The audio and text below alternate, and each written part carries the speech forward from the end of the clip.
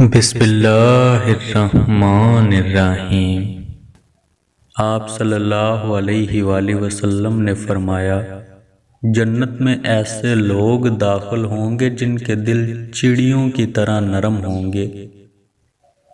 ابو ذر رضی اللہ تعالیٰ عنہ سے روایت ہے کہ رسول اللہ صلی اللہ علیہ وآلہ وسلم نے فرمایا، جہاں بھی رہو اللہ سے ڈرو، برائی کے بعد جو تم سے ہو جائے بھلائی کرو، جو برائی کو مٹا دے اور لوگوں کے ساتھ حسن اخلاق سے پیش آؤ۔